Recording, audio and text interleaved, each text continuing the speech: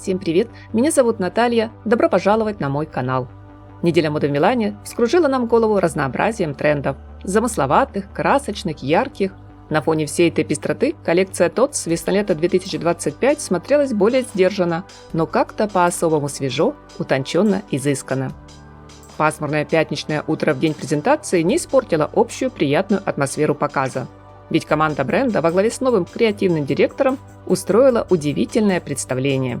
Маттео Тамбурини, который сменил на руководящем посту еще в прошлом сезоне Уолтера Кьяпони, нынче отправил приглашенных на шоу зрителей в путешествие вдоль побережья Средиземного моря.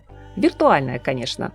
На мудборде он разместил изображение итальянских летних пейзажей фотохудожника Луиджи Гири, снимки регата-репортера Карло Берленги и фото греческих примитивных кикладских скульптур. Своим вдохновением дизайнер поделился накануне презентации в соцсетях.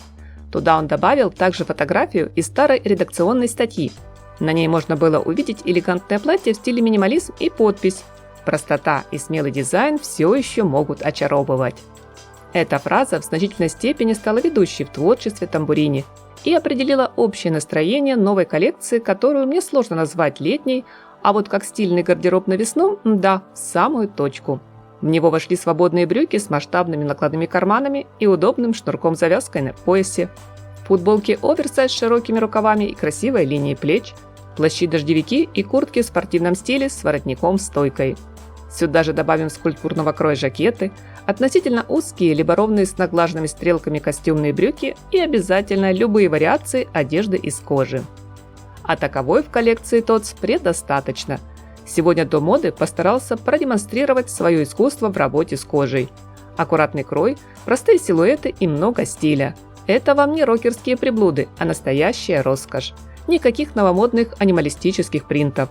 Только сдержанная классика, но со своей изюминкой. И если, друзья, возникнет желание создать образ в духе тихий люкс, обязательно берем на заметку любые предложения бренда.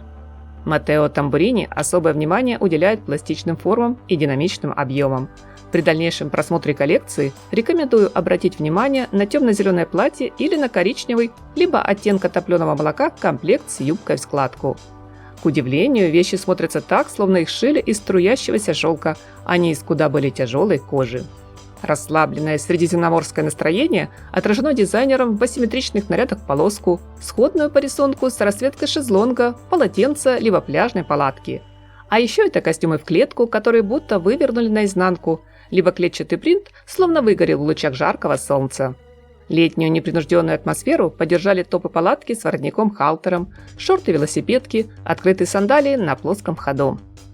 Из интересных предложений дизайнера я назову юбки и платья из финального блока коллекции. Их подолы были закреплены металлическими кольцами к тонкому ремешку на талии или на шее, что создавало эффект мягкой драпировки. Правда, кто-то из зрителей сравнил этот элемент с обычными шторами, оконными занавесками, а кто-то с одеянием древних римлян тогой. Впрочем, те же кольца, но уже в качестве декора расположились на браслетах, украсили мокасины. По стильным аксессуарам выделю также кожаные подвески в виде чехла для помады и в форме футляра для очков, а еще сумки ромбовидной формы из цельной кожи и с прорезями, напоминающие корзинку, вместительную сумку-ведро, элегантные туфли на высоком устойчивом каблуке. Абсолютно влюбила в себя цветовая палитра. От темно-изумрудно-зеленого, шоколадного, хаки и полуночного синего до янтарного желтого, василькового и благородного бордо. Напоследок немного о месте проведения шоу. Модное действо устроили в здании бывшей фабрики в северной части Милана. На подиуме расположилась монументальная скульптурная композиция, автор которой Лоренцо Куин. Две внушительных размеров руки здесь сжимают кожаные ленты, что, по словам художника, символизирует ремесленное наследие Tots. Важность ручной работы, ценность понятия «сделано в Италии», на чем, безусловно, базируется вся философия бренда. Рядом с фэшн-сценой также установили стол длиной в 50 метров, за которым 20 мастеров компании на глазах у собравшейся публики аккуратно вручную сшивали новые фирменные мокасины с заклепками. Все это оказалось идеальным фоном для подтверждения главной темы весенне-летней коллекции под названием «Ремесленный интеллект». Приятного просмотра, друзья! Жду ваши впечатления в комментариях. Надеюсь, вы не забудете поставить лайк и подписаться на канал. Всем красоты, позитива и теплого, солнечного настроения!